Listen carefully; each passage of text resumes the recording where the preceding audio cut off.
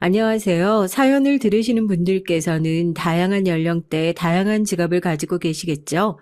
제가 사연을 들으면서 재밌게 듣는 부분 중 하나가 그거였거든요. 제가 겪어보지 않은 인생이나 내가 선택해보지 않은 직업에 대한 얘기를 들려주시는 분들이 많으니까, 어머, 저런 일을 하시는 분들은 저렇게 생각을 할 수도 있겠구나. 저 일을 하셨던 분들은 저렇게 또 문제를 해결할 수 있겠구나. 그 놀라운 기지에 감탄할 때가 한두 번이 아니었답니다. 이런 말들로 사연을 시작하는 이유가요. 제가 오늘 말씀드릴 사연이 어떻게 보면 제 직업과도 살짝 연관이 되어 있는 일이겠구나 싶어서요. 그래서 제 직업이 뭐냐고요?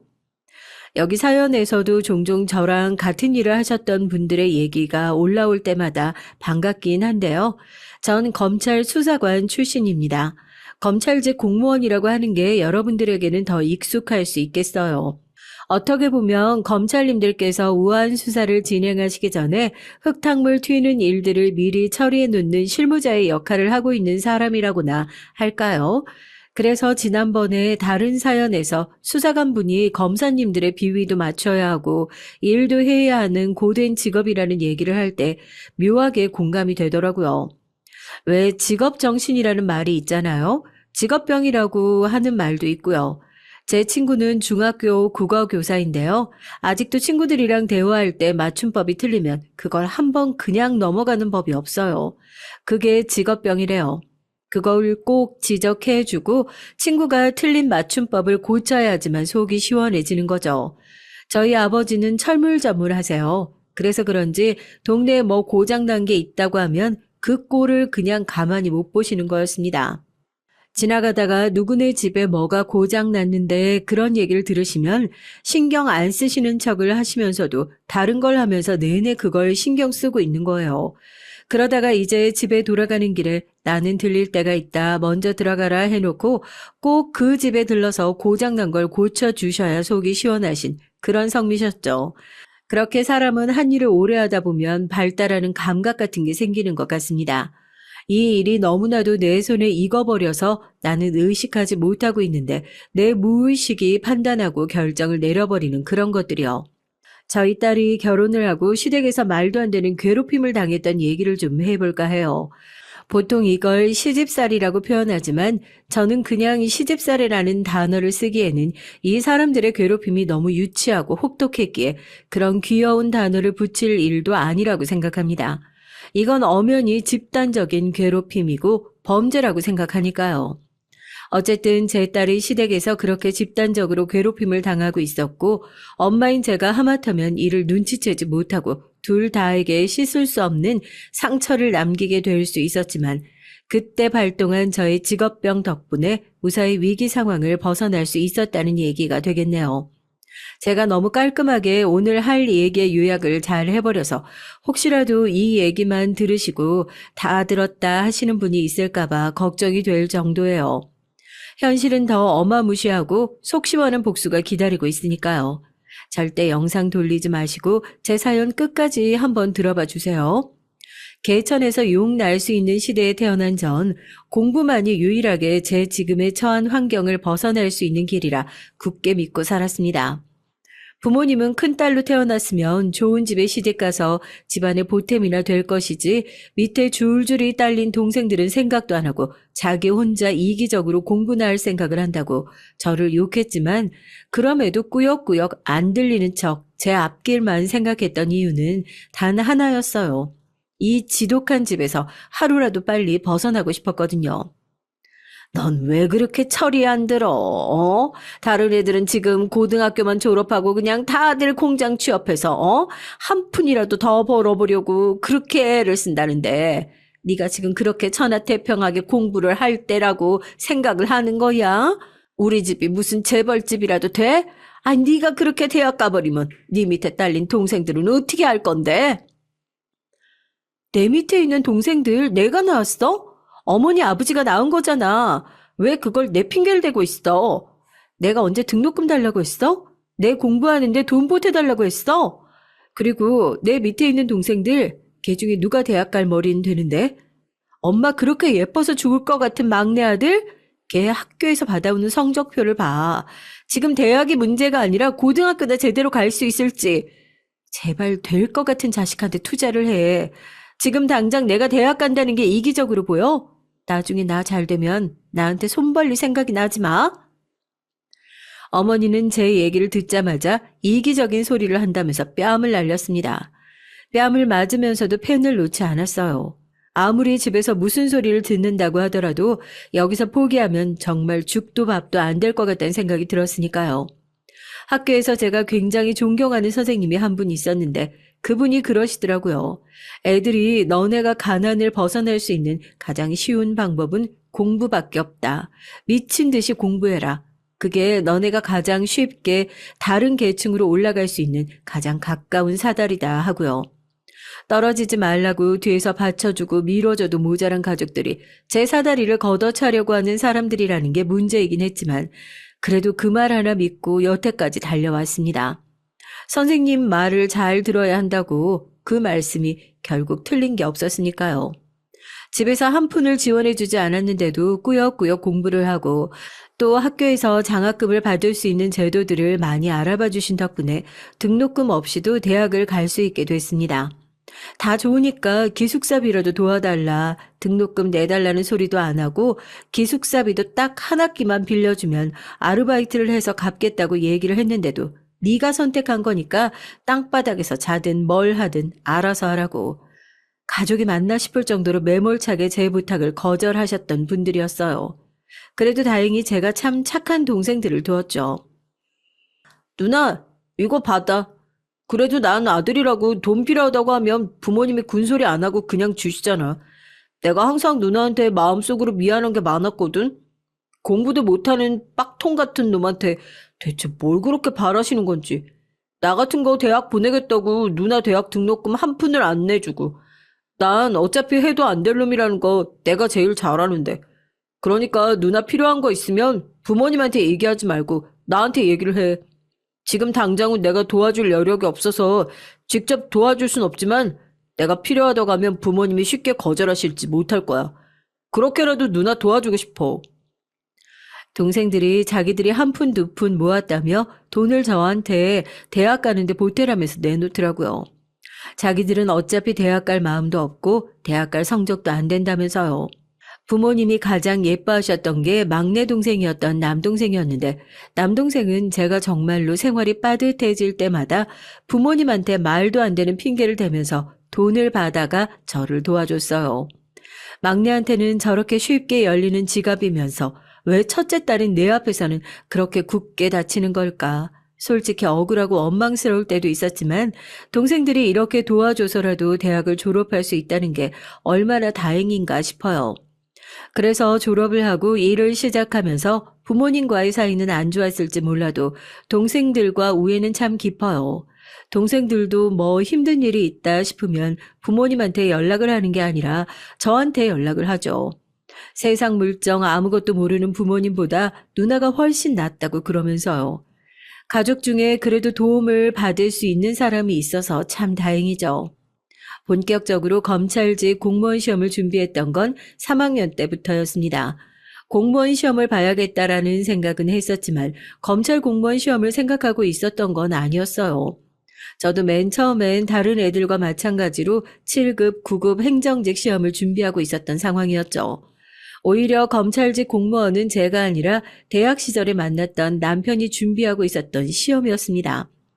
대학교에 들어가서 친하게 지내는 친구라고는 남편과 저랑 방을 같이 쓰고 있는 룸메이트 이렇게 딱 둘뿐이었거든요. 전 맨날 아르바이트 하느라 바쁘고 애들과 잘 어울리지도 않고 하니까 두 사람이 신경을 되게 많이 써줬어요. 제발 학교 축제 같은 데도 좀 참여해보라고 하면서 제가 하는 아르바이트를 대타를 나가주었던 적도 있었고요. 제가 항상 경제적으로 쪼들리고 있다는 사실을 알고 셋이 만나서 뭘 먹으러 가면 저한테는 5만 가지 핑계를 대면서 돈을 내라고 했던 적이 단 한 번도 없어요. 뭐 내기를 하자고 가위바위보를 하자고 말도 안 되는 내기를 걸어가면서 미리 자기들끼리 합을 맞춰놓고 제가 항상 이기는 게임을 해주곤 했었거든요. 근데 왜 하필 검찰 공무원이야? 행정직도 있고 교육행정도 있고 할 수 있는 일 많잖아. 왜 하필이면 검찰 공무원인지 해서 뭐 사연이라도 있는 거야? 사연은 무슨, 그냥 멋있어 보이잖아. 양복 입고 검사들이랑 쫙 폼나지 않아? 남편은 꽤나 사연 있는 집에서 자랐던 사람이었거든요. 시아버지께서 검사셨어요.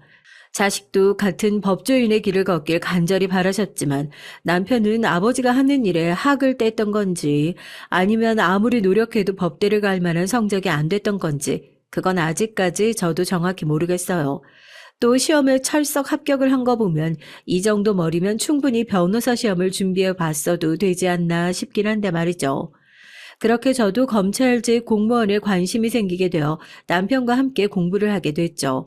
공부를 하면서 도움을 참 많이 받았었네요.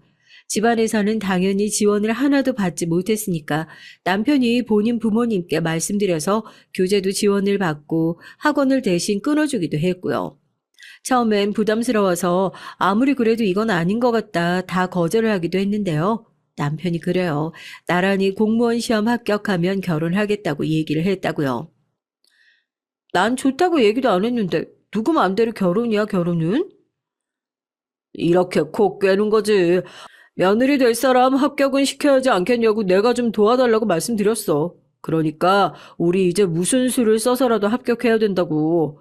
우리 부모님이 또 다른 건 몰라도 투자한 건 제대로 뽑아내야 직성이 풀리시는 분들이거든. 말은 그렇게 했지만 저도 남편이 싫지 않았으니까요. 만나면서 생활도 많이 안정됐고 차분한 환경에서 먹고 사는 걱정 없이 처음으로 공부를 해볼 수 있었어요. 그렇게 나란히 합격을 하게 되고 합격증을 들고 결혼 허락을 받으러 양가 인사를 하러 갔습니다. 시부모님께서는 무서우신 분이긴 했지만 그동안 남편이 시험 준비를 하면서 보여줬던 모습이 있어서 그런지 크게 반대는 하지 않으셨어요. 오히려 바람 잘 날 없는 시끄러운 저희 집이 문제였죠.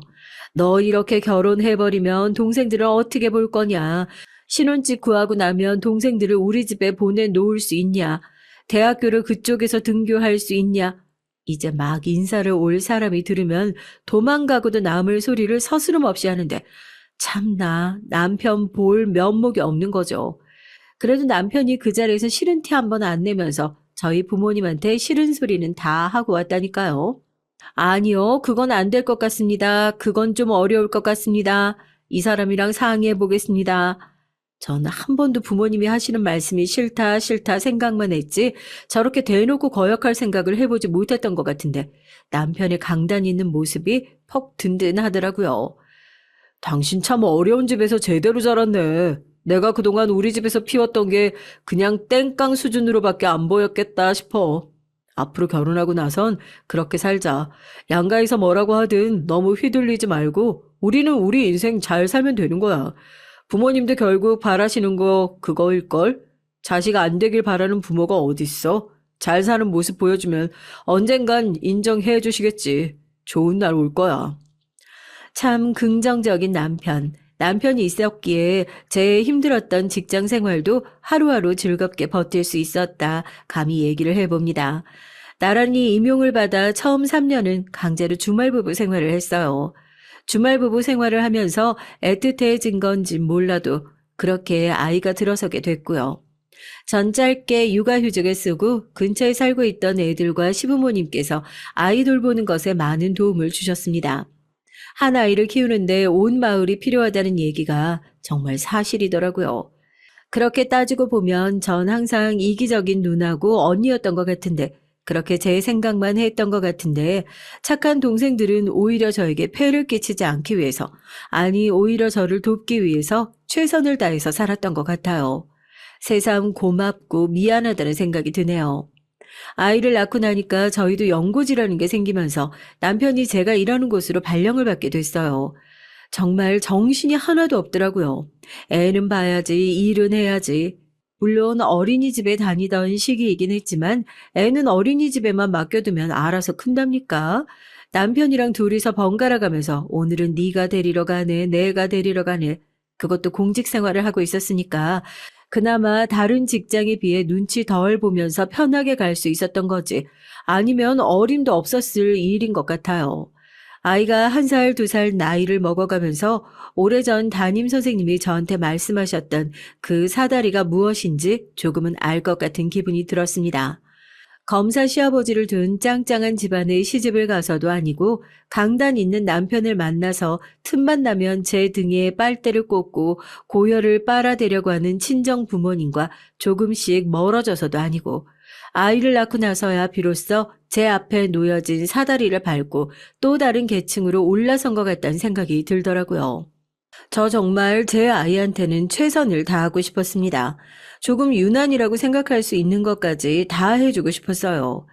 그때 한참 조기 유학이 유행일 때였는데 조금 더 넓은 환경에서 애를 키우면 어떨까 싶어서 캐나다로 조기 유학까지 보내는 것도 염두에 두고 있었죠.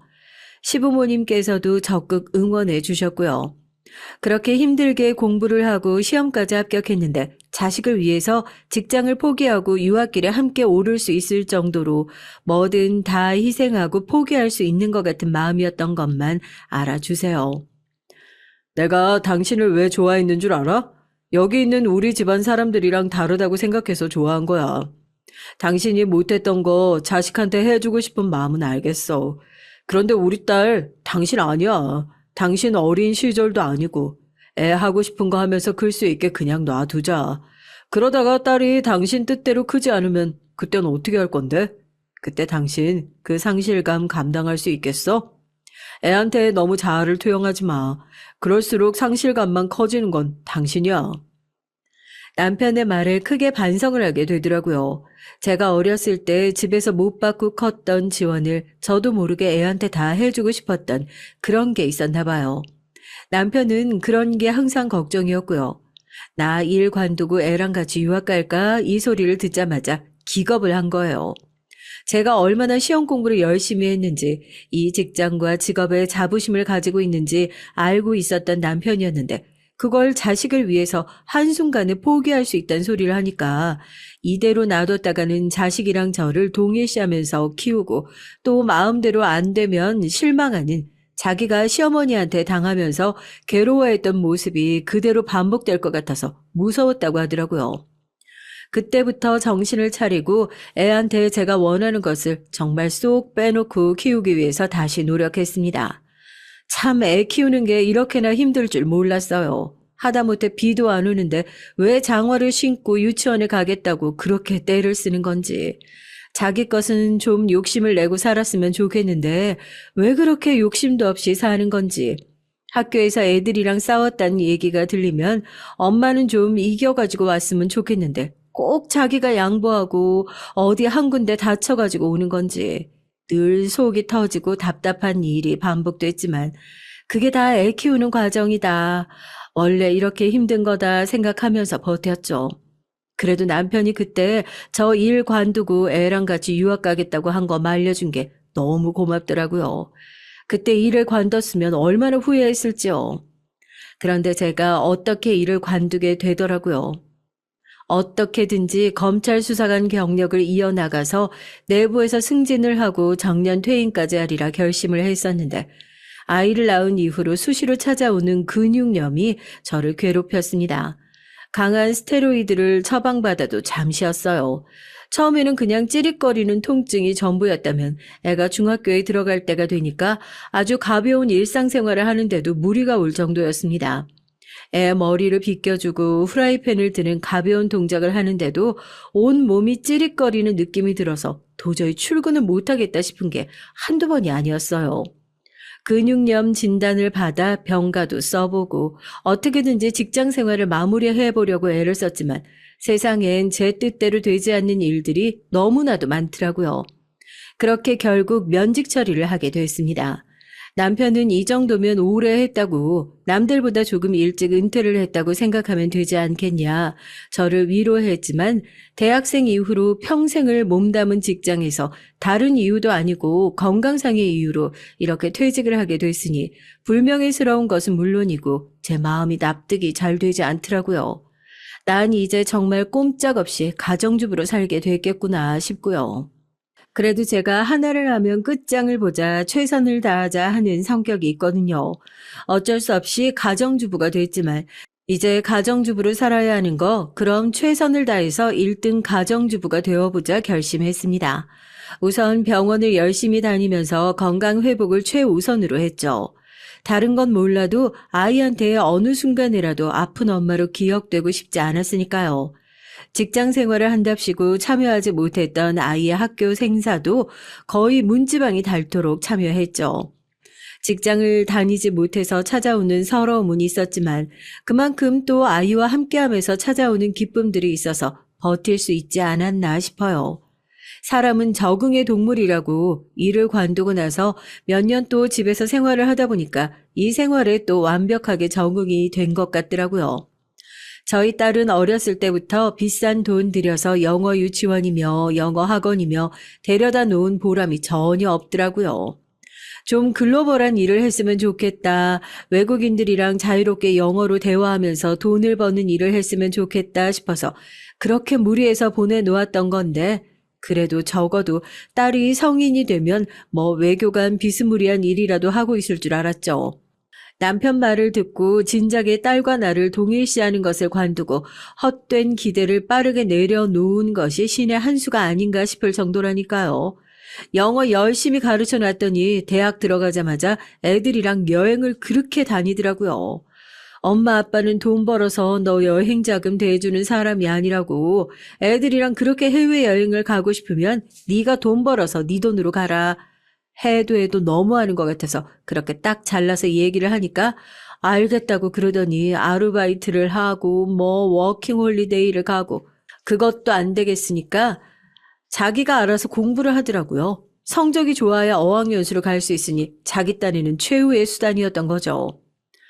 쟨 대체 누굴 닮아서 저렇게 싸돌아다니는 것을 좋아하나 모르겠어요. 아니, 당신도 나도 이렇게 집안에만 있는 걸 좋아하는데 쟤 보면 한국에만 있으면 뭐 병이라도 나는 사람처럼 구니까. 난 내 자식이지만 도통 이해가 안 된다니까. 제가 맨날 딸한테 그랬거든요. 너는 배짱이다. 노는 거 좋아하니까 배짱이가 따로 없다. 그렇게 맨날 놀러 다니는 것만 좋아해서 대체 뭐가 될래 했었는데 여행사에 취업을 했더라고요. 결국에 사람은 자기가 좋아하는 일 따라서 하게 되어 있나 봐요. 폭폭했던 딸의 일상도 자기가 좋아하는 일을 만나고 나서 풀렸는 것 같습니다. 엄마, 나는 여행 다니는 게 너무 좋았는데 일을 하러 다니는 게 아니라 맨날 놀러 다니는 기분이야. 너무 행복해. 그래, 난 네가 행복하면 됐다. 평화로운 날들이 계속됐죠. 크게 기쁠 일도 없지만 크게 슬플 일도 없어지는 것. 이게 나이 먹는 거구나 싶더라고요. 몇 해 전 또 한 번 딸에게 큰 경사가 찾아왔습니다. 부모의 욕심은 끝도 없잖아요. 태어날 땐 건강하게만 자라다오 했었고 학교 다닐 땐 제발 다른 애들 발끝만큼이라도 공부 좀 했으면 좋겠다 기도했었고요. 학교를 다니고 나서는 너도 부모한테 손 안 벌리고 네 밥벌이만 하고 살았으면 좋겠다 생각을 했었는데 언제 이렇게 훌쩍 커버려가지고는요.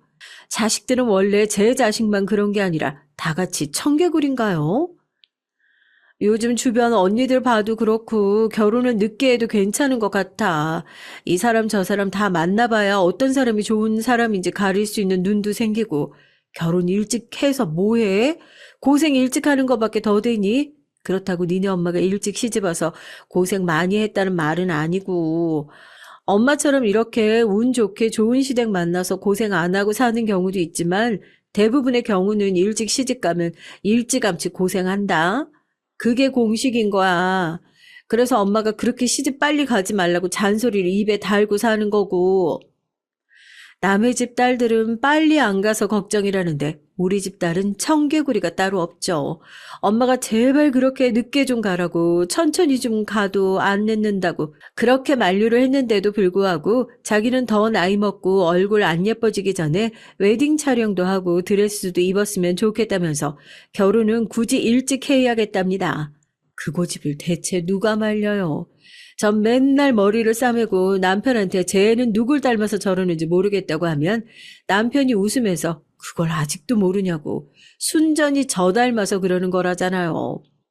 전 아무리 생각해봐도 크면서 저렇게 똥꼬집을 부리면서 컸던 적이 없었던 것 같은데 남편은 곧 죽어도 자기 닮은 게 아니랍니다.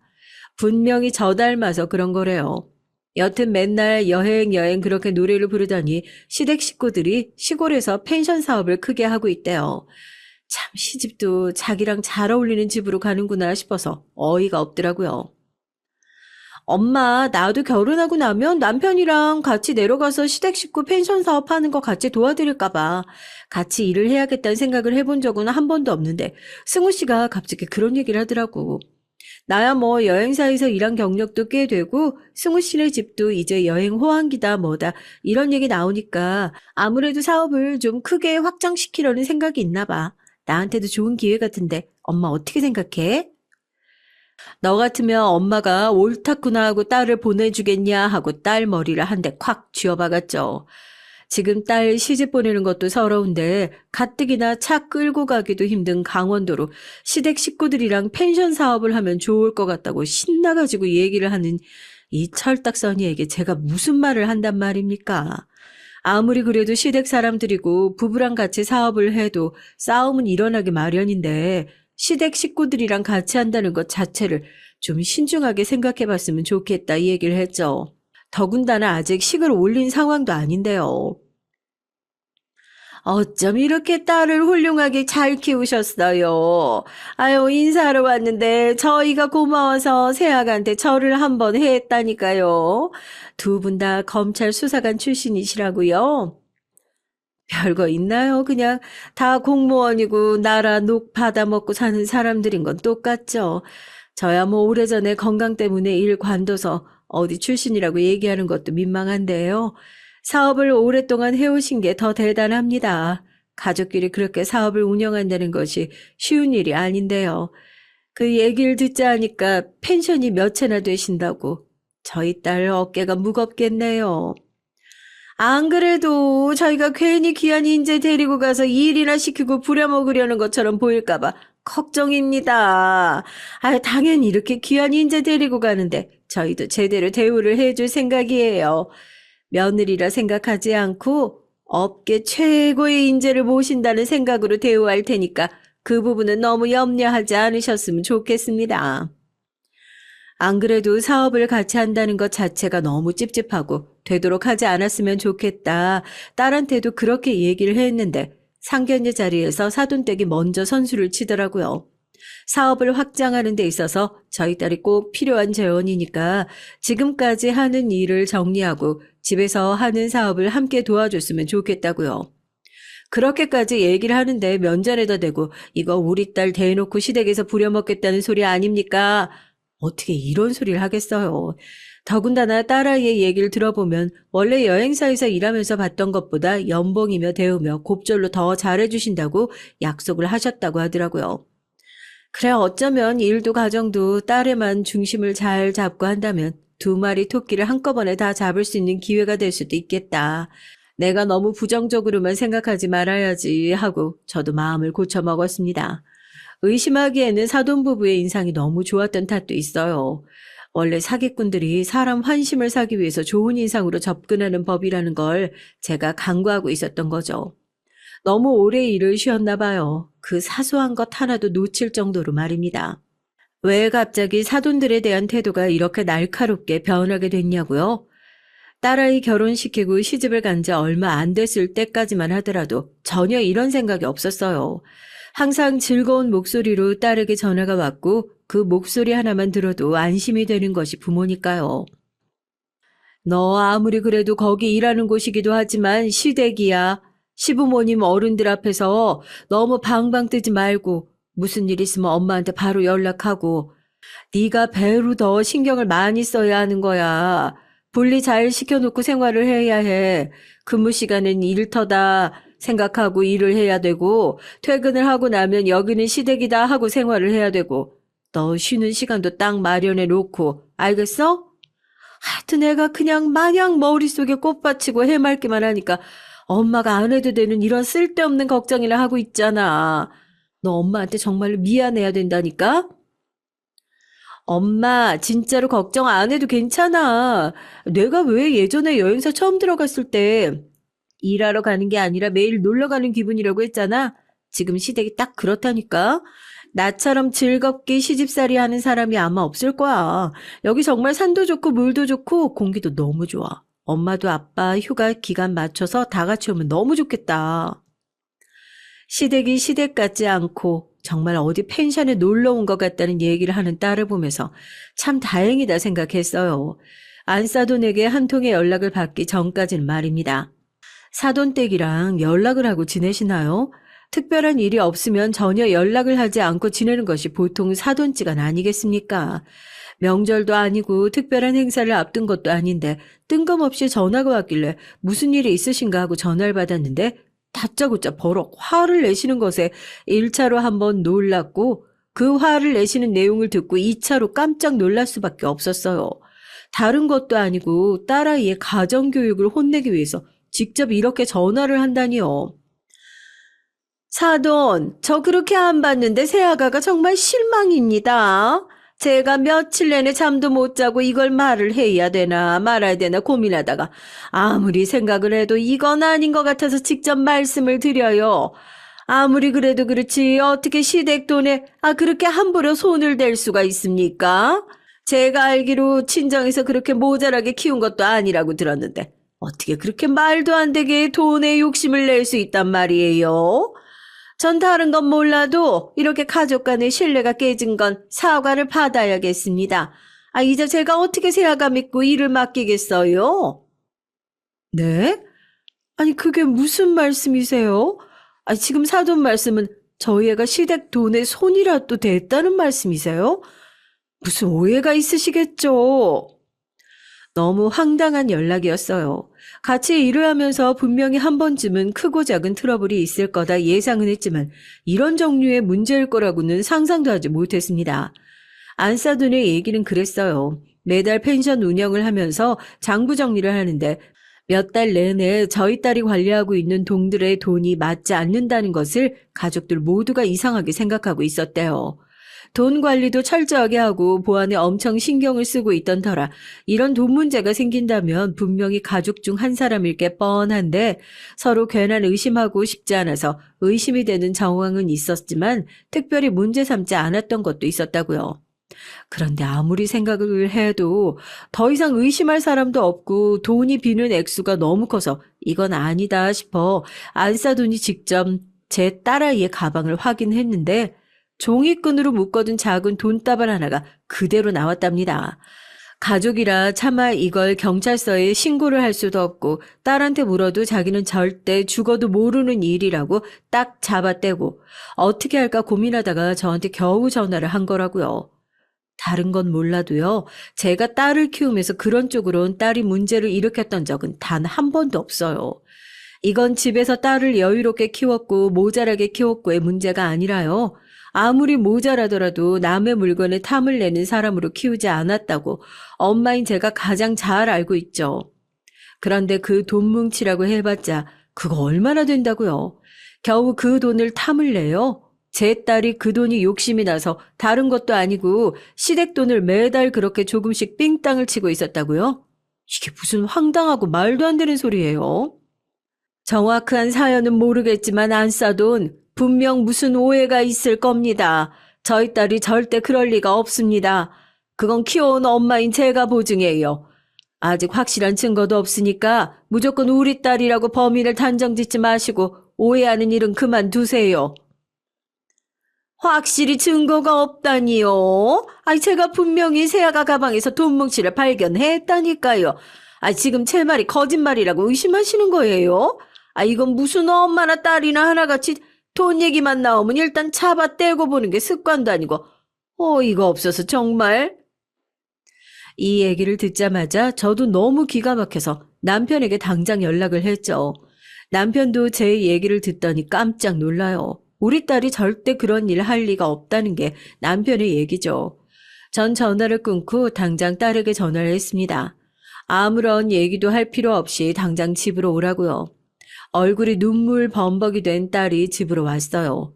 얼마나 놀랐을지 이런 말도 안 되는 누명을 쓰고 감당을 할 수 있을 정도로 강심장인 애가 아닌데 제 얼굴을 보자마자 눈물을 펑펑 쏟으면서 자기는 절대 모르는 일이라고 자기는 절대 그런 적이 없다고 해명을 하더라고요. 엄마가 널 몰라? 네가 절대 그럴 사람이 아니라는 거 엄마가 알고 아빠가 알아. 네가 아니면 대체 누가 그랬는지 제대로 밝혀내야 할 거 아니야. 너 그러면 평생 시댁에서 도둑 취급받으면서 살 거야? 그건 아니잖아. 거기 사무실엔 CCTV 설치도 제대로 안 되어 있었어? 대체 무슨 일이 있었던 건지 한번 정확하게 설명을 해봐. 딸애도 제 얼굴을 보니까 조금 진정이 됐는지 눈물을 멈추고 설명을 하기 시작하더라고요. 시댁이 운영하는 펜션에서 돈이 없어지기 시작했던 건 사실이랍니다. 자기가 관리하는 동에서만 돈이 없어졌던 것도 사실이라고요. 그런데 정말 자기는 그 돈에 손을 댄 적도 없고 장부 관리도 철저하게 했답니다. 그래서 더 귀신이 고칼 노릇이라고 너무 억울하다고 하더라고요. CCTV는 없냐고 물어보니까 사무실 안에는 본인 말고도 일을 하는 직원들이 있기 때문에 직원들의 인권 보호 때문에 따로 CCTV를 설치하지 않는 것을 원칙으로 하고 사무실 바로 앞에 있는 CCTV는 고장, 복도 입구부터 촬영이 가능한 CCTV엔 워낙 왔다 갔다 하는 사람들이 많아서 그것만 가지고는 범인을 특정할 수 없다고 하더라고요. 그리고 본인은 오히려 시어머니를 의심하고 있었다는 겁니다. 이건 또 무슨 소린가 싶었죠. 금고를 관리하는 열쇠는 가족들만 사용할 수 있는데 얼마 전에 열쇠를 잃어버리셨다면서 잠시 열쇠를 빌려달라고 했던 적이 있었답니다. 원칙적으로 열쇠는 반출 금지되어 있기 때문에 절대 안 된다고 얘기를 했지만 그냥 너랑 나랑 둘이서만 알고 있으면 되는 것을 뭐 그렇게 빡빡하게 구냐고. 혹시라도 문제가 생기면 자기가 책임져야 하기 때문에 안 된다고 거절을 했는데 그때부터 시어머니가 대놓고 본인을 미워하기 시작한 것 같다는 겁니다. 그렇게 열쇠 빌려달라고 말씀하신 지 얼마 안 지나서 처음으로 돈이 비기 시작했으니까 내 입장에선 시어머니가 혹시라도 금고에 손을 대신 게 아닌가 의심스러워가지고 내가 대놓고 여쭤본 적도 있어. 혹시 어머님 어제 금고에 손 대신 적 있냐고. 내가 엄마 닮아서 좀 철두철미하잖아. 분명히 금고 뒤쪽에 누가 열면 표가 나게끔 포스트잇을 붙여놨는데 아침에 확인해보니까 접혀진 흔적이 있더라고. 누가 만진 건 분명한데 그 저녁에 금고에 왔다 갔다 할 만한 사람이 시어머니밖에 없으니까 그렇게 물어봤던 거지. 자긴 절대 아니라고 발뺌하시고 나서 며칠 안 돼서 지금 이 일이 터진 거야. 내 가방에서 갑자기 돈 뭉치를 보셨다고. 난 솔직히 아직도 믿기지가 않아. 갑자기 그 돈 뭉치가 어디서 뚝 하고 떨어지냔 말이야. 딸아이의 얘기까지 들어보니까 의심은 곧 확신으로 바뀌더군요. 제 정황이긴 했지만 딸이 시어머니가 돈을 횡령하는 것을 의심하기 시작하자 그 의심을 피하기 위해서 제 딸에게 그런 정황을 뒤집어 씌우고자 지금 이 상황을 만들어낸 것 같다는 생각이 강하게 드는 겁니다. 딸에게는 아무런 걱정하지 말라고 나머지 일들은 엄마가 다 알아서 해결을 하겠다 얘기를 하고 남편과 이 부분에 대해서 상의를 했어요. 남편도 제게 어떻게 하는 것이 좋을 것 같냐고 묻더라고요. 제가 그랬죠. 이혼은 둘째 일이고 우리 딸 시댁에서 계속 도둑 취급받게 내버려 둘 거냐고요. 무슨 일이 있어도 누명은 제대로 벗겨줘야 속이 시원하지 않겠냐고요. 난 엄마라서 그렇게 해야겠다고요. 남편도 제 말에 동의를 하더라고요. 인터넷으로 바로 애기들 전용 카메라를 하나 샀습니다. 아마 이제 막 갓난아기 키우는 집들은 제가 말하는 카메라가 뭔지 바로 아실 거예요. 밤중에 아기가 뒤척거리거나 깨기라도 하면 바로 가서 달래야 하니까 밤중에도 움직임을 바로 볼 수 있는 적외선 카메라들이 요즘 시중에 많이 나오거든요. 거기다가 움직임이 감지되면 핸드폰으로 바로 알림까지 오니까 이게 더할 나위 없이 좋겠다 싶더라고요. 그 카메라를 하나 사서 다음날 배송이 오자마자 챙겨가지고 딸과 함께 사돈댁으로 내려갔죠.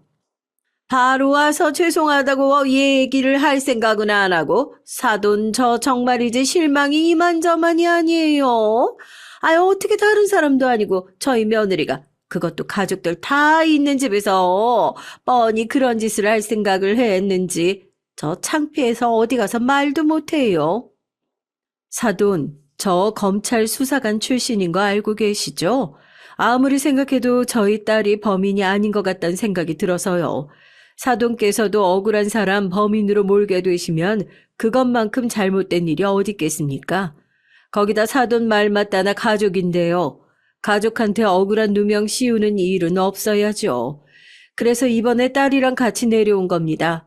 대체 어디서부터 잘못된 건지, 진짜로 누가 잘못한 건지 제가 한번 낱낱이 조사해보고 저희 딸이 잘못하지 않았다는 거 누명 한번 제대로 벗겨보려고요. 제가 날카롭게 얘기를 하니 안사돈도 꽤나 당황하는 눈치더라고요.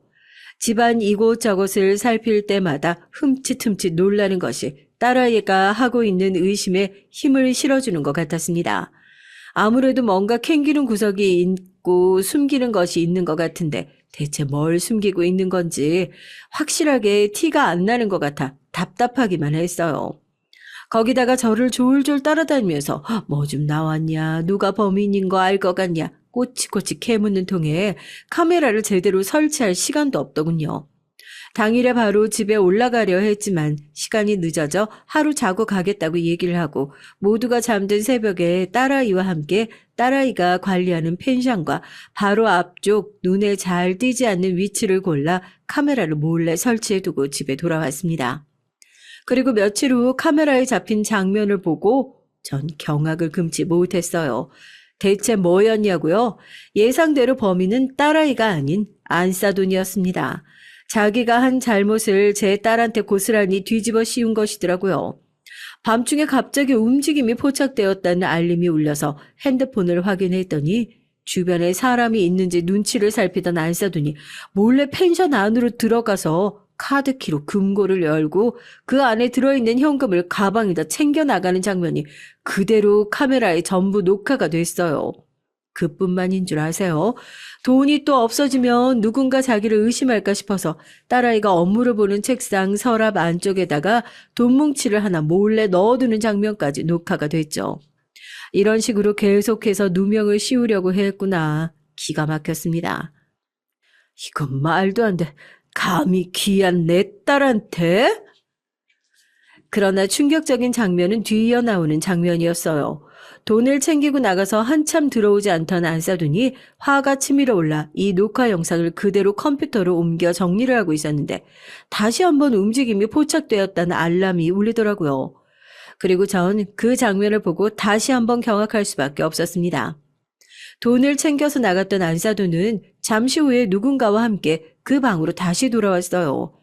당연히 이 일을 짜고 했을 거라 의심했던 바깥사돈이라고 생각했지만 바깥사돈이 아닌 처음 보는 남자였습니다. 대체 이 방에서 무슨 짓을 하나 했더니 모르는 남자와 미래를 즐기더라고요. 그 장면이 카메라에 고스란히 녹화가 됐고요. 정말 뜨악할 일이죠. 그러니까 정리하자면 안사돈은 바깥사돈이 아닌 다른 남자와 외도를 하고 있는 상황이었고 그 외도 상대를 위해 돈을 마련해야만 하는 상황이었던 겁니다. 경제권이 전혀 없는 상황에서 돈을 마련하는 건 쉽지 않은 일이었을 때고 마침 일을 하러 들어온 며느리에게 죄를 뒤집어 씌우고 그렇게 집안이 시끄러운 틈을 타서 몰래 비자금을 마련하고 다른 곳도 아닌 자기 집에서 다른 동에서 가족들이 모두 잠들어 있는 틈을 타서 상간남을 몰래 집으로 불러들여 매일 밤 외도를 즐기고 있었던 거죠. 가장 추악한 사람이 제일 가까운 곳에 있었음에도 불구하고 가족들은 아무것도 모르고 제 딸만 죽도록 의심하고 있었을 걸 생각하니 얼마나 기가 막혀요.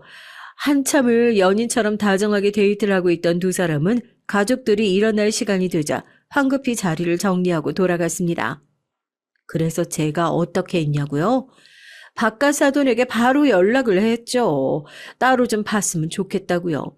바깥사돈 역시 이번 일의 범인을 제 딸로 의심하고 있는 상황이었고 잔뜩 화가 나 있던 바깥사돈과 사위에게 전 제가 몰래 설치했던 카메라에 녹화되어 있던 영상을 보여줬습니다. 두 사람의 표정은 충격과 공포로 서서히 물들어갔어요. 사위는 차마 영상을 다 못 보겠던지 중간에 영상을 끄고 구역질을 하러 화장실로 뛰어가더라고요. 제 딸도 충격을 받긴 마찬가지였습니다. 시어머니가 자기에게 거짓말을 하며 죄를 뒤집어 씌운 이유가 겨우 이렇게 하찮고 더러운 이유였다는 사실을 알았으니 얼마나 충격이었겠어요. 우선 제 딸한테 제대로 사과를 해주셨으면 좋겠습니다. 아무것도 모르고 도둑으로 의심받았던 제 딸도 명예는 제대로 회복해야 하니까요. 제가 이 영상을 보여드리는 이유는 딱 하나예요. 엿먹일 생각도 없고, 가짜는 복수심에 그런 것도 아닙니다. 적어도 가족들은 진실을 알고 있어야 하지 않겠어요? 다른 곳도 아니고, 한 지붕 아래서 한 이불 덮고 사는 사람이 이렇게 눈에 뻔히 보이는 거짓말을 하면서 살고 있는데, 앞으로 어떻게 믿으면서 계속 살아가실 수 있겠어요? 제 딸과 저희 집에 제대로 사과해 주세요. 이렇게 모욕 주신 거 앞으로 절대 잊지 않을 겁니다. 박가사돈과 사위는 제 앞에 무릎을 꿇고 정말 죄송하다며 크게 조아렸습니다.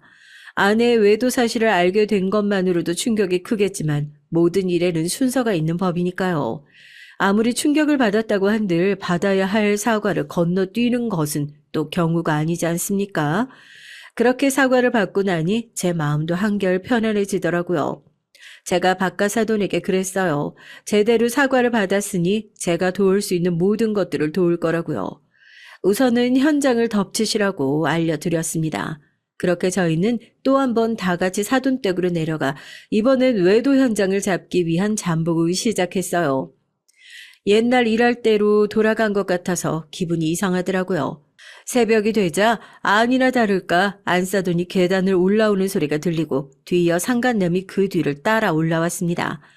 박가사돈의 몸이 분노로 부들부들 떨리는 게 느껴지더라고요. 몇 분 지나지 않아 저희가 문을 확 열어젖히고 불을 켜자마자 당황한 두 남녀가 비명을 지르면서 얼굴을 가리고 이불로 몸을 가리는 장면을 목격하게 됐죠.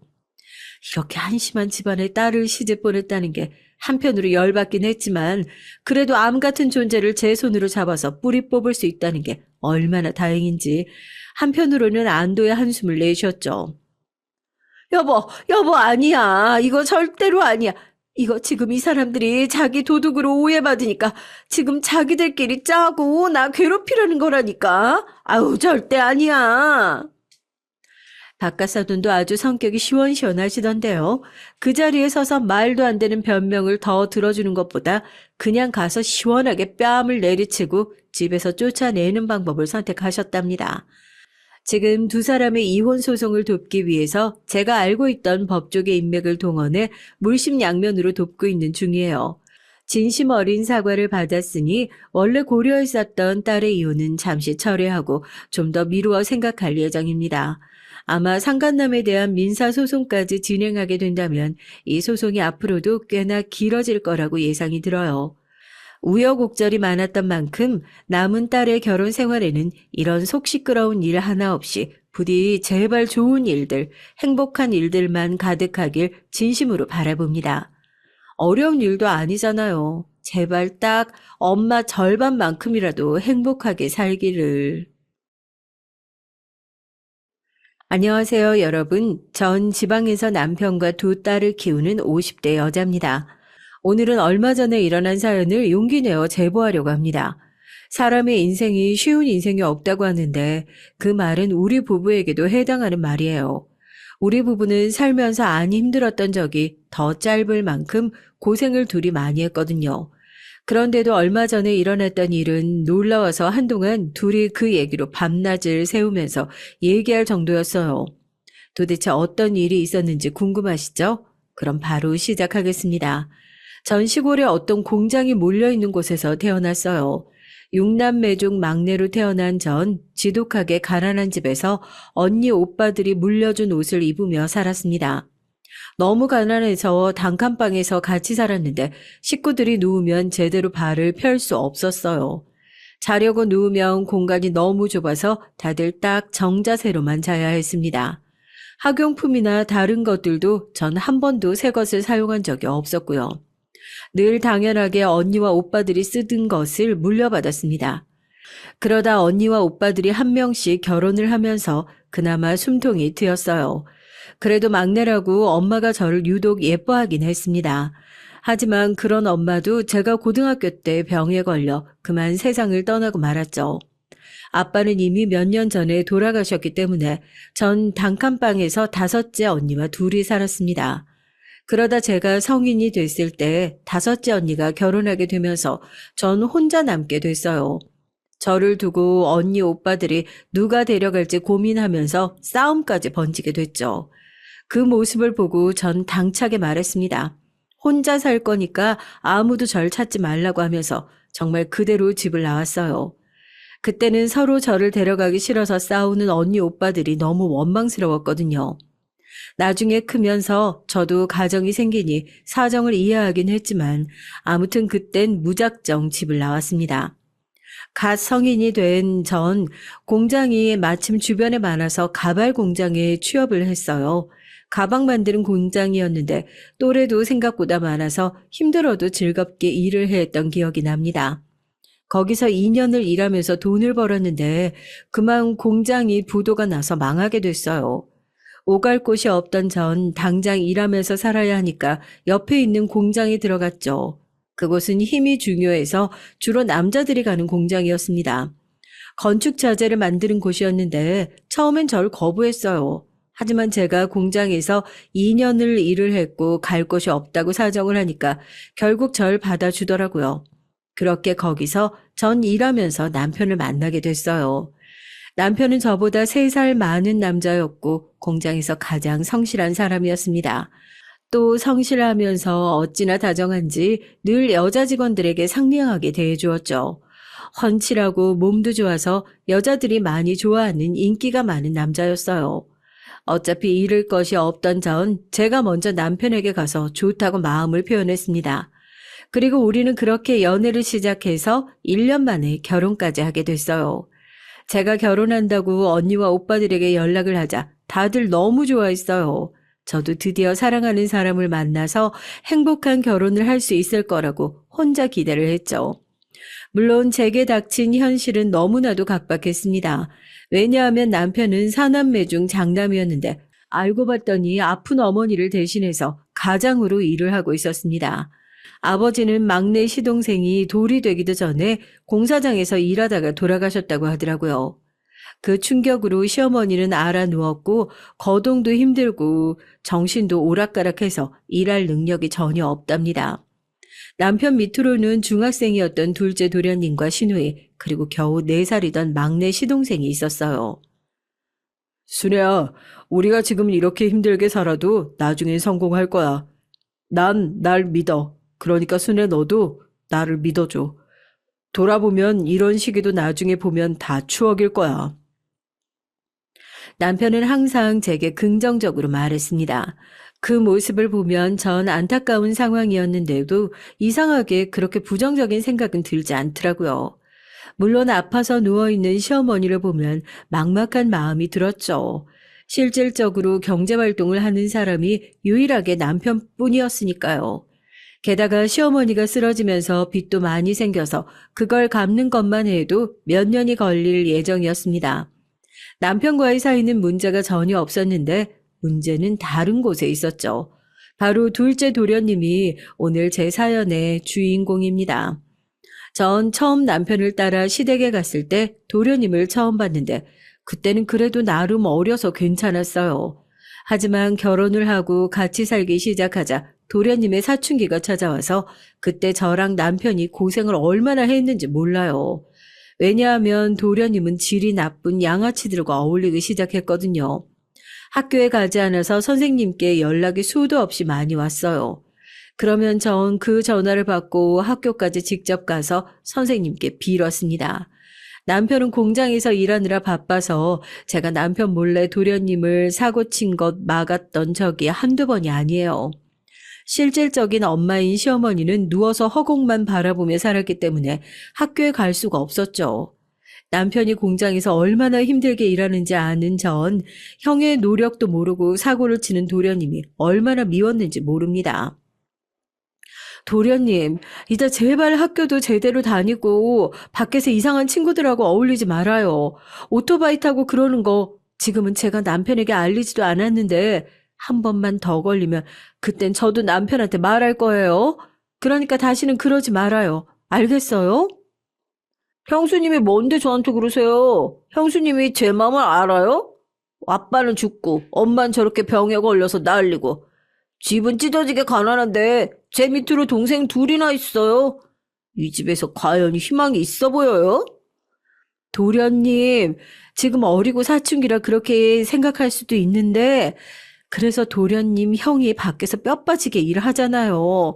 일부러 돈을 조금이라도 더 받으려고 잔업도 매일 하고 주말에도 나가서 일하는 거 몰라요? 본인 먹을 건 아끼면서 동생들 먹일 간식은 늘 사오는데 왜 그렇게 말을 해요? 도련님은 제가 뭐라고 하면 본인이 더 난리였습니다. 가난이 그렇게 싫었는지 도련님은 매일 불평불만이었어요. 남들은 새 신발이나 옷을 입는데 본인만 매번 똑같은 옷을 입는다고 투정을 부렸죠. 남편은 어떻게든 동생들을 먹여 살리려고 혼자 몸이 성한 것도 없는데 나가서 일을 했거든요. 매일 파스를 붙이고 근육통에 잠자면서 신음을 몇 번이나 흘렸는지 몰라요. 그 사정을 아니까 전 도련님이 저렇게 엇나가는 것이 마음에 들지 않았습니다. 물론 도련님이 아닌 아가씨나 막내 시동생은 착했어요. 특히 도련님과 겨우 1살 차이밖에 나지 않는 아가씨는 또래에 비해 심하게 철이 든 상태였습니다.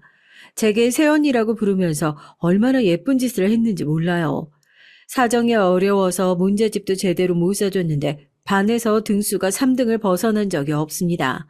남편도 유일한 여동생인 아가씨를 보면 밥을 안 먹어도 배가 부르다고 할 정도였죠. 너무 어렸던 막내 시동생은 그냥 제가 낳은 자식이라고 생각하면서 키웠어요. 실제로 제게 엄마라고 부를 정도로 막내는 제 붙박이었습니다. 막내 시동생을 업고 시장에 가면 당연하게 우리를 모자사이라고 인식하셨죠. 그런 시선이 불쾌하지 않고 저는 좋았어요. 집안에서 유일하게 문제였던 둘째 도련님은 고등학교에 가자 더 심하게 사고를 치기 시작했습니다. 그때 제가 막을 수 있는 한계를 벗어나서 남편도 동생의 비행을 알게 됐고요. 초장에 고치지 않으면 잡히지 않을 거라 남편은 나를 잡고 둘째 도련님을 혼냈습니다. 그런데 이미 나쁜 짓에 물든 도련님은 날이 갈수록 엇나가기 시작했어요. 중학생 땐 그래도 학교에서 저를 불렀는데 고등학생 땐 제가 어디 갔는지 아세요? 바로 경찰서로 막내 도련님을 업고 찾아갔습니다. 경찰서에 잡혀갔다고 엉엉 우는 아가씨를 옆에 끼고 경찰서에 간 전 둘째 도련님을 보고 너무 심하게 화가 났어요. 경찰에게 듣기론 질이 나쁜 학생들과 몰려다니면서 오토바이도 타고 담배를 피우면서 길에서 술을 마셨다고 하더라고요. 전형적인 양아치 학생들의 행동을 하는 도련님이 너무 원망스러웠습니다. 경찰에게 빌어서 훈방 조치를 받고 집에 오는데 본인의 잘못을 모르고 오히려 툴툴거리더라고요. 도련님은 진짜 양심이 없어요? 형이 얼마 전에 발목 다쳤는데 병원에 가지도 못하고 계속 일하는 거 몰라요? 그렇게까지 일하는 게 다 누구 때문인데 이렇게 사고를 쳐요. 도대체 돈은 어디서 났길래 담배를 사요? 그것도 몰려다니면서 뺏었어요? 아우, 형수님, 그만하라고요. 나라고 뭐 이러고 싶어서 그래요? 남들은 부모 잘 만나서 맛있는 것도 도시락으로 싸우고 멋진 옷도 입는데 나만 이러잖아, 나만. 학교에 왜 안 나가냐고요? 창피해서요. 쪽팔려서 가기 싫다고요. 도련님은 제가 뭐라고 하자 미친 사람처럼 욕을 하기 시작했습니다. 아가씨가 엉엉 울며 말려도 듣지 않았어요. 그때 집에 돈이 너무 없어서 전 남의 집에 가서 몇 시간이라도 오전에 일하고 일당을 받고 있었거든요. 그 집이 하필 도련님의 반 친구 집이었던 거죠. 그게 너무 창피해서 학교에 못 간 거라고 오히려 제 탓을 하는 모습에 저도 눈물이 나오기 시작했습니다. 집 앞에서 그러고 있으니 당연히 동네 사람들이 다 구경을 했죠. 창피해서 집으로 데리고 오려고 해도 도련님은 쪽팔려서 못 살겠다고 소리를 질렀습니다. 그것을 퇴근하고 오던 남편이 발견해서 길거리에서 얼마나 화를 냈는지 몰라요. 그러자 도련님이 제게 하던 것처럼 소리를 지르면서 반항했고 남편도 진심으로 도련님에게 실망했고 화를 냈어요. 그러자 도련님이 어떤 행동을 했는지 아세요? 다 필요 없다고 하면서 그대로 집을 나간다고 말하고 동네를 빠져나갔습니다. 전 그 행동이 그냥 홧김에 한 짓이라고 생각했죠. 그래서 며칠이면 돌아올 줄 알았는데 그런데 일주일이 지나고 2주가 지나도 도련님이 오질 않았어요. 남편은 신경 쓰지 말라면서 본인이 돈이 부족하면 올 거라고 했는데 전 어디 가서 죽지 않을까 진심으로 걱정이 되더라고요. 남편도 제게는 태어난 척을 했지만 속으로는 걱정이 됐는지 저 몰래 학교 선생님께 물어보기도 했더라고요. 심지어 경찰서에 가서 혹시라도 잡혀오면 연락 달라고 하는 남편을 보며 속상해서 엉엉 울었습니다. 누구보다 본인 동생들을 아끼는 남편인데 그걸 도련님이 몰라주니까 제가 다 서운하더라고요. 물론 착한 아가씨는 큰오빠인 우리 남편을 생각해서 공부를 얼마나 열심히 했는지 몰라요.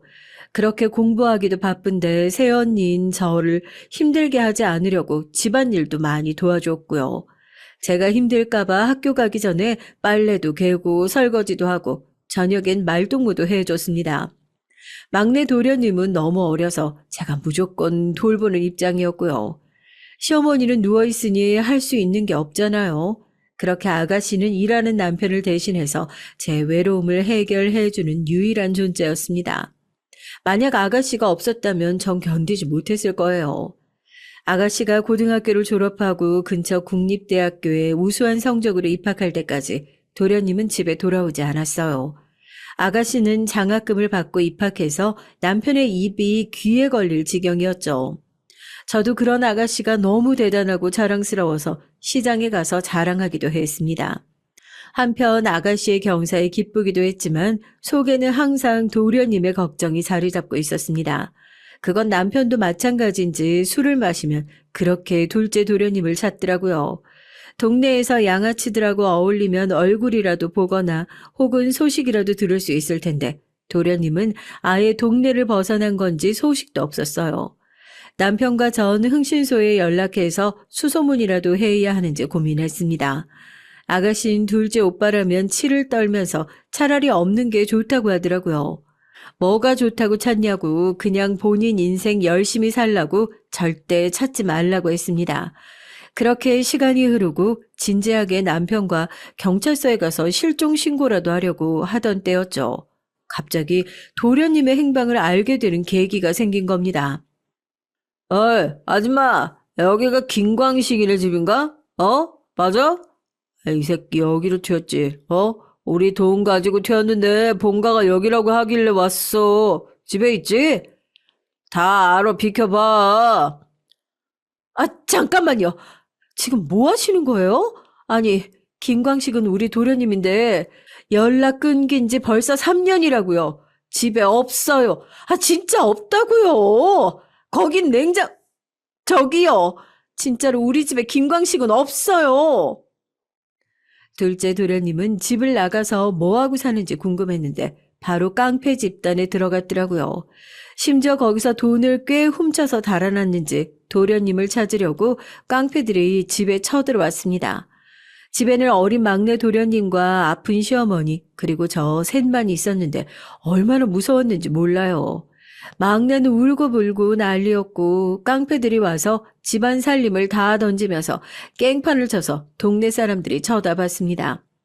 제가 울면서 아니라고 없다고 말해도 옷장까지 꼼꼼하게 뒤지다온 깡패들은 만약 숨겼는데 모른 척하는 거면 가만히 있지 않겠다고 말했습니다. 정말 그때는 생명의 위협을 느꼈고 너무 무서웠어요. 속으로 당연히 도련님을 향한 원망도 있었죠. 집을 나갔으면 조용히나 살 것이지 왜 이렇게 연락이 끊겼는데도 우리를 힘들게 하는지 이해할 수가 없었습니다. 저녁이 되자 수업을 마친 아가씨가 집에 왔고 밤이 되자 남편도 집에 왔어요. 아가씨와 남편에게 낮에 있었던 일을 얘기하자 아가씨는 그러게 그냥 이번에 인연을 끊자고 하더라고요. 남편은 착잡한지 소주를 벽나발로 불기 시작했습니다.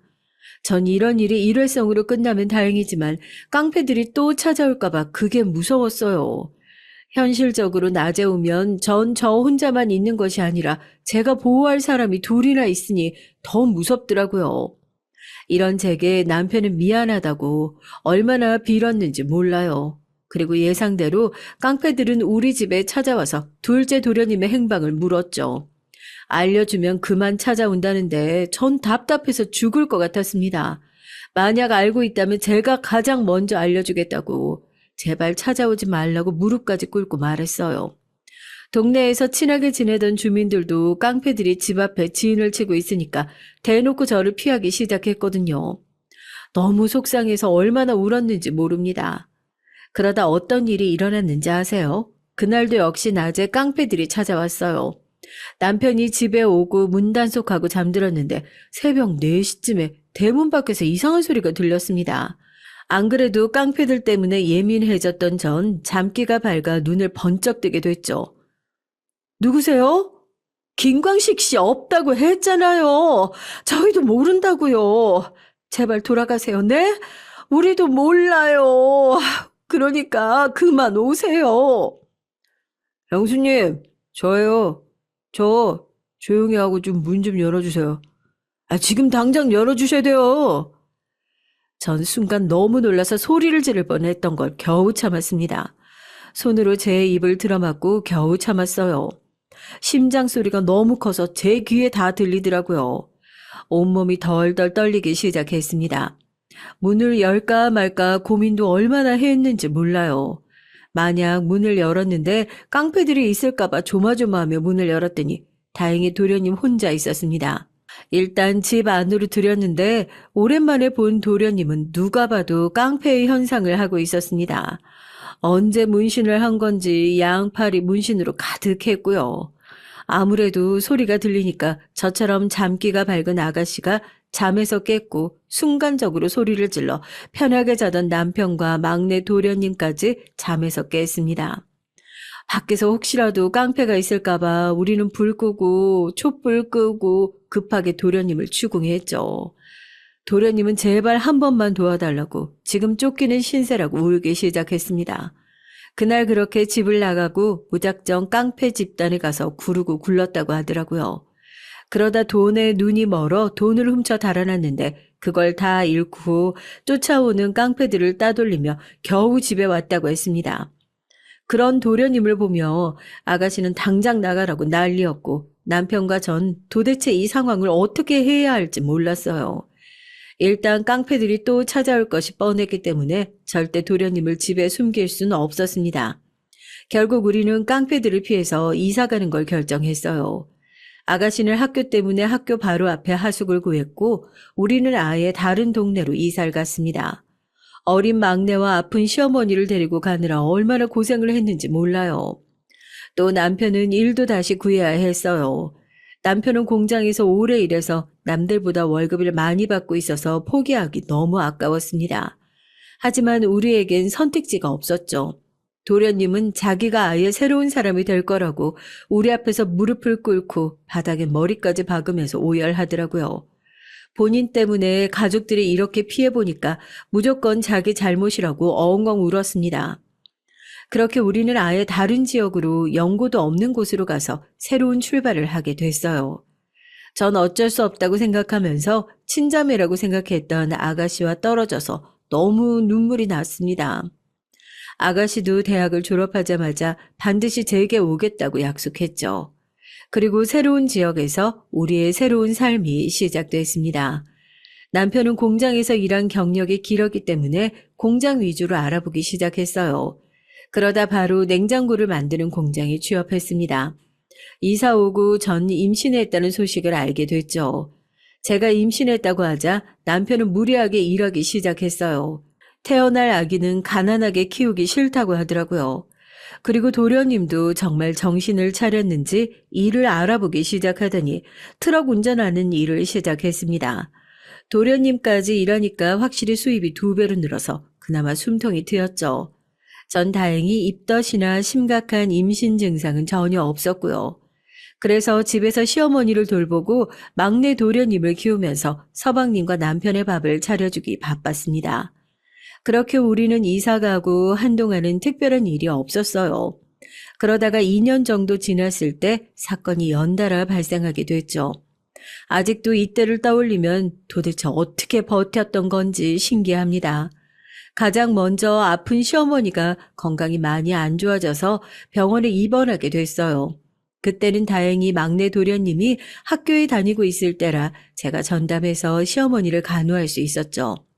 남편과 둘째 도련님이 돈을 벌어서 병원비를 내기는 했는데 확실히 집에 환자가 있으니까 돈이 술술 나갔어요. 그러다 시어머니는 반년의 입원 끝에 하늘나라로 가셨습니다. 비록 좋은 추억은 없었지만 막상 돌아가시니까 헛헛한 마음이 들었어요. 시어머니가 돌아가시면서 우리에게 선물을 남기고 가셨던 건지 장례식이 끝나고 확인하니 제가 둘째를 임신했더라고요. 아이를 전 2명은 낳고 싶었던 터라 좋았습니다. 제가 둘째까지 임신했다고 하니까 아가씨도 자기 일처럼 좋아했습니다. 다행히 첫째도 둘째도 입덧이 없어서 편안하게 둘째를 기다리고 있었는데 우리 가족에게 큰 불행이 닥치고 말았어요. 그날은 아직도 생생한데 아침에 남편과 둘째 도련님은 일하러 가고 막내 도련님도 학교에 갔던 시간이었죠. 첫째 딸을 안고 집안일을 하며 있었는데 갑자기 전화가 울리더라고요. 대수롭지 않게 생각하고 받은 그 전화에 전 내용을 듣고 심장이 내려앉는 기분이었습니다. 저기 형수님, 저 형철인데요. 지금 형님이 공장에서 기계에 팔이 꼈어요. 이걸 어떻게... 지금 빨리 병원으로 오셔야 돼요. 생명이 위독하다고 하더라고요. 빨리 와주세요. 네, 뭐라고요? 알겠어요. 저 지금 당장 갈게요. 잠시만 기다려주세요. 택시를 불러서 갈게요. 이게 무슨 일이야? 전 그 말을 듣고 눈물도 나오지 않았습니다. 그저 이게 현실이라고 믿고 싶지 않았죠. 침착하게 심호흡을 하며 택시를 불러 병원으로 향했습니다. 제가 도착했을 때 남편은 수술을 기다리고 있었어요. 전 수술에 들어간 남편을 보니 그제야 실감이 나기 시작했습니다. 제 소식을 듣고 달려온 도련님과 아가씨도 엉엉 울기 시작했고요. 그리고 지옥처럼 느껴지던 몇 시간이 흐르고 마침내 의사가 문을 열고 나왔습니다. 의사는 다행히 목숨은 살렸지만 한쪽 팔을 절단할 수밖에 없었다고 하더라고요. 평생 의수를 착용하고 살아야 한다고 했는데 전 다 떠나서 일단 숨이 붙어 있다는 것에 감사했습니다. 그래서 의사에게 너무 고맙다고 빌고 또 빌었어요. 둘째를 임신했다는 소식에 나서서 잔업하고 무리하게 일을 하더니 사고를 당한 남편을 보고 너무 안타까웠죠. 남편은 성실하게 일하면서 한 번도 집에 와서 힘든 티를 냈던 적이 없었거든요. 항상 가족들이 우선이었고 본인이 제일 힘들면서 피곤한 내색도 보이지 않던 사람이에요. 그런 사람이 일하다 다쳤으니 전 너무 속상했습니다. 언니 어떡해요? 우리 큰오빠 그럼 이제 일 못해요? 오빠는 고등학교도 못 가고 우리 가족 위해서 일했던 사람이에요. 평생 고생만 했는데 팔까지 잃고 무슨 인생이 이래요? 우리 오빠 불쌍해서 어떡해요? 지금 첫째도 너무 어리고 언니 곧 둘째도 태어나잖아요. 아가씨 전 괜찮아요. 남편이 이제껏 고생했으니까 아기 낳으면 내가 나가서 일하면 되는 거지. 그러니까 아가씨는 우리 걱정은 하지도 말고 아가씨 인생 살아요. 알겠죠? 말로는 아가씨에게 괜찮다고 했지만 전 사실 너무 막막했습니다. 앞이 보이지 않는 기분이 들었어요. 남편의 수술비도 매우 비쌌고 병원에 꾸준히 다니며 치료를 해야 했는데 모아놓은 돈은 다 털어도 부족했거든요. 아가씨 말대로 우리에겐 태어날 아기도 있었고 집에는 너무 어린 첫째와 막내 도련이까지 있었으니까요. 전 하지만 슬퍼할 시간도 부족했습니다. 그래서 무작정 일을 구해서 하기 시작했어요. 이때 도련님이 급한 생활비는 해결해 주어 얼마나 고마웠는지 모릅니다. 남편은 본인의 실수라고 자책했지만 전 절대 남편의 잘못이 아니라고 입이 아프게 말했어요. 당연히 한쪽 팔을 잃은 남편은 공장에서 계속 일할 수는 없었습니다. 남편은 본인의 몸도 너무 아프지만 무엇보다 정신적으로 힘들다고 하더라고요. 한순간의 실수가 이렇게 될 줄은 몰랐다고 제 앞에서 처음으로 울기 시작했어요. 그런 남편이 안쓰러워서 끌어안고 저도 울었습니다. 그래도 남편이 집에 있으니까 저는 아이들을 전적으로 남편에게 맡겼어요. 둘째를 출산하고 전 일단 식당에 가서 일을 시작했습니다. 무조건 돈이 최대한 필요할 것 같았기 때문이에요. 눈 뜨자마자 신문 배달을 시작으로 식당에서 일하고 집에 와서 인형 눈을 붙이는 것까지 하면서 일했습니다. 당연히 아이를 낳고 제대로 조리도 못한 채로 일을 하니 몸이 너무 아팠고요. 하지만 남편은 저보다 더 고생했기 때문에 불평을 할 수도 없더라고요. 그렇게 힘들게 일하면서 남편의 재활에 신경도 많이 썼어요.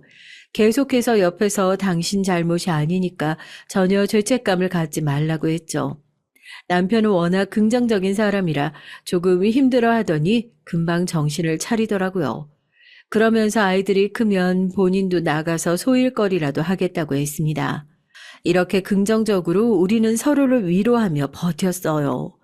지옥 같던 시간이었는데 서로 의지하니까 그래도 괜찮더라고요.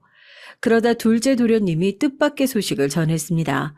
아가씨까지 집으로 부르더니 갑자기 본인이 결혼을 한다고 하더라고요. 화물차를 운전하며 도련님은 여기저기 많이 다녔는데 시골에 있는 어떤 아가씨를 알게 됐다고요. 그러면서 그 아가씨와 사랑에 빠졌다고 당장 다음 주에 데리고 온다고 하더라고요. 전 그렇게 말썽을 부렸던 도련님이 결혼을 한다니까 너무 기뻤습니다. 그러면서 한편으로는 걱정되는 것도 있었어요. 혹시나 결혼하고 사고를 칠까봐 두렵기도 했고, 무엇보다 도련님이 집에서 나가면 생활비를 보태줄 사람이 없으니까요. 하지만 도련님은 도련님의 인생을 살아야 하니까 기쁜 마음으로 결혼을 찬성했습니다. 도련님, 전 아직도 어린 도련님이 저한테 형수님이 뭐라냐고 경찰서랑 학교에서 소리 지르던 게 기억나요. 이젠 그 모습이 아예 없어서 제가 얼마나 기쁜지를 아세요? 이 통장은 남편하고 저하고 도련님이 결혼하면 주려고 모았던 돈이에요. 그러니까 이 돈으로 신혼집 구해서 살아요. 형수님, 제가 이 돈을 어떻게 받아요? 어렸을 때부터 사고 치면서 돌아다니고 저 때문에 이렇게 이사 와서 형까지 저렇게 됐잖아요. 제가 평생 갚아도 모자랄 판에 이렇게 제가 진짜 살면서 평생 갚을게요. 도련님에게 남편과 제가 소액이지만 모으고 모았던 통장을 건넸습니다. 이 통장은 아무리 생활비가 부족해도 차라리 굶었지 절대 건들지 않았던 돈이랍니다. 도련님은 울면서 그 통장을 받아 신혼집을 구하게 됐어요. 그리고 동서를 봤는데 동서는 굉장히 조용한 편이었습니다. 말도 없었고 별로 표정 변화도 있지 않은 사람이었죠. 말을 들어보니 동서도 가정 형편이 좋지 않았대요. 가난한 집에서 태어나서 아버지도 없고 사정이 우리랑 비슷했답니다. 전 동서에게 최대한 잘해주려고 노력했어요. 그래서 일부러 먼저 다가가고 명절 때도 절대 일을 시키지 않았죠. 그냥 우리 도련님을 데리고 사는 것 자체가 너무 고마웠습니다. 도련님이 결혼하며 집을 나가고 현실적으로 생활비가 부족해서 전 한동안 고민이 많았어요. 다행히 그때 남편은 어느 정도 사고를 회복한 뒤였습니다. 전 식당에서 일했던 경험을 살려서 식당을 하나 개업을 하게 됐죠. 국수 가게였는데 김밥도 팔고 분식도 같이 파는 작은 가게였습니다.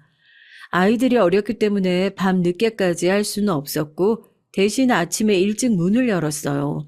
남편하고 같이 직접 청소도 하고 재료도 준비했는데 그 과정이 힘들어도 둘이 같이 하니까 좋더라고요. 식당이라 막내 도련님이나 우리 아이들을 마음껏 먹일 수 있어서 다행이었죠. 전 어차피 저녁이면 문을 닫고 집에 가야 하니까 아침과 점심에 진심으로 손님들을 대했습니다. 실제로 우리 가게에 오는 손님들이 너무 고맙더라고요. 어머, 언니, 가게에 생각보다 손님이 많네요. 언니가 워낙 음식 솜씨가 좋아서 그래요. 난 이렇게 가게가 잘 될 줄 알았다니까요. 아우, 정신없어. 언니, 내가 주문 받을 테니까 빨리 가서 음식 만들어요. 아가씨 고마워요. 우리가 점심시간이 제일 바빠. 여기 주변에 학교도 있고 공장도 있고 사업장도 많거든. 오랜만에 왔는데 이렇게 일 시켜서 미안해요. 예상외로 우리 가게는 매출이 점점 좋게 나왔습니다. 오랜만에 놀러온 아가씨가 눈을 동그랗게 뜨며 놀랄 정도였어요. 전 그저 소박하게 우리 가족이 먹고 살 수 있을 정도로만 돈을 벌어도 만족했는데 가게가 생각보다 잘 되니까 너무 기분이 좋았습니다. 이렇게 평생 산다면 걱정이 없을 것 같았죠. 하지만 인생이란 것이 원래 좋은 게 하나 있으면 나쁜 것도 하나 있죠. 결혼하고 조용하던 서방님이 또 사고를 치게 됐습니다. 생각보다 서방님이 결혼하고 조용히 동서랑 사는 것 같아 좋았거든요. 그런데 결혼하고 3년 차가 되었을 때 동서가 우리 가게로 무작정 찾아왔어요. 이렇게 말도 없이 찾아오는 것은 처음 있던 일이라 너무 놀랐죠. 동서는 무슨 일이 있냐는 우리 부부의 말에 충격적인 말을 했습니다. 무려 서방님이 도박에 손을 댔다고 하더라고요. 서방님은 그때도 화물차 운전하며 살고 있었는데 벌이가 안정적으로 좋았거든요. 그래서 동서는 심지어 그때 첫째 시조카를 임신한 상태였습니다. 아내가 임신했는데 서방님은 밖에서 도박에 손을 댔다고 어떡하냐고 동서는 우리에게 하소연을 했어요. 남편은 화가 나서 그 자리에서 바로 서방님을 가게로 불렀습니다. 하지만 서방님은 아무리 불러도 오질 않더라고요. 결국 자정이 다 되어서야 잔뜩 술에 취한 상태로 가게로 왔습니다. 결국 우리 집에서 서방님과 동서를 재웠는데 너무 충격적이라 뜬 눈으로 잠도 한숨 못 잤어요. 남편과 전 새벽에 서방님을 두고 어떻게 해야 할지 고민을 했습니다. 다음날 아침 서방님에게 자초지종을 묻자 서방님은 별거 아니라고 말을 하더라고요. 아이, 그냥 아내가 괜히 오버해서 말한 거야, 형.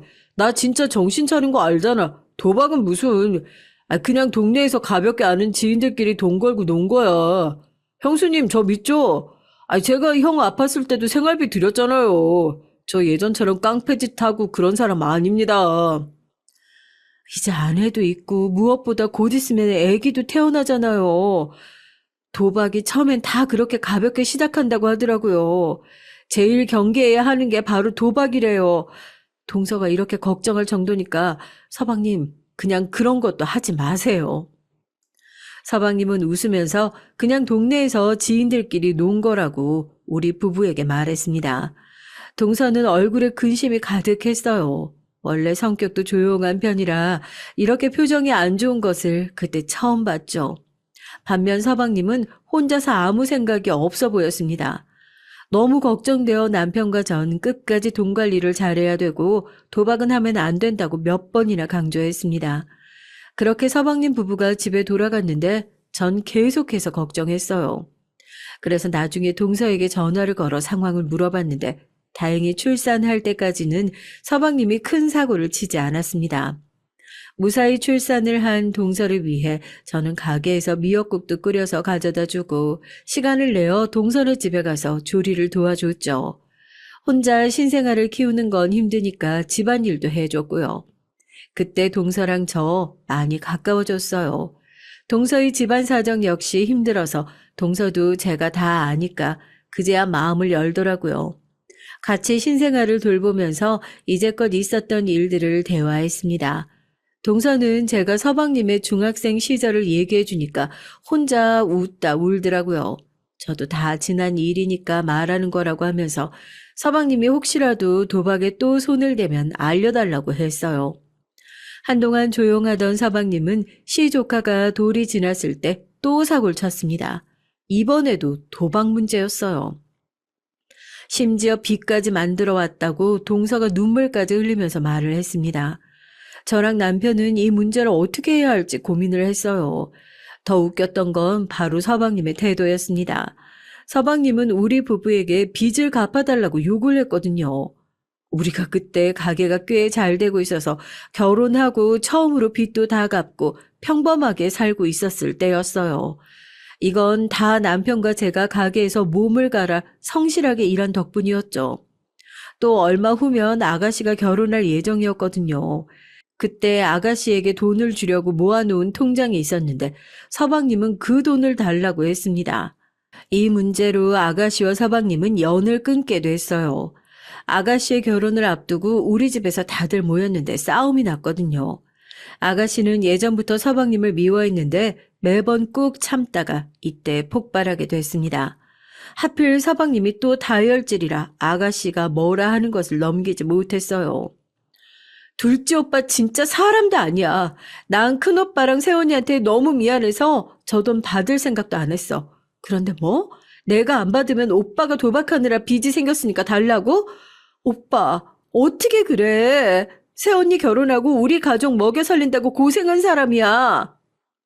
나도 알아, 안다고. 그래서 내가 형 다쳤을 때도 생활비 줬어. 야, 나라고 뭐 가족한테 못할 짓만 했냐?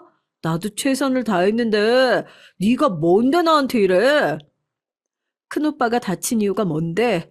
오빠 때문에 깡패들이 집에 찾아와서 무리하게 이사 와서 새로 공장에 취업해서 다친 거잖아.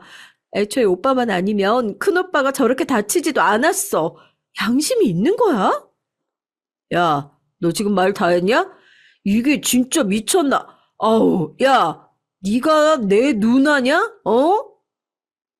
둘이 계속해서 싸우는 바람에 남편과 저는 중간에서 말리느라 얼마나 고생을 했는지 몰라요. 결국 아가씨는 서방님에게 본인 결혼식에도 오지 말라고 했고, 진짜로 서방님은 아가씨의 결혼에 참석하지도 않았습니다. 전 이때 너무 속상해서 너무 많이 울었어요. 그냥 다들 행복했으면 좋겠는데 왜 이런 사건들이 발생하는지 모르겠더라고요. 남편과 얘기를 해도 도저히 결론이 나오지 않았습니다.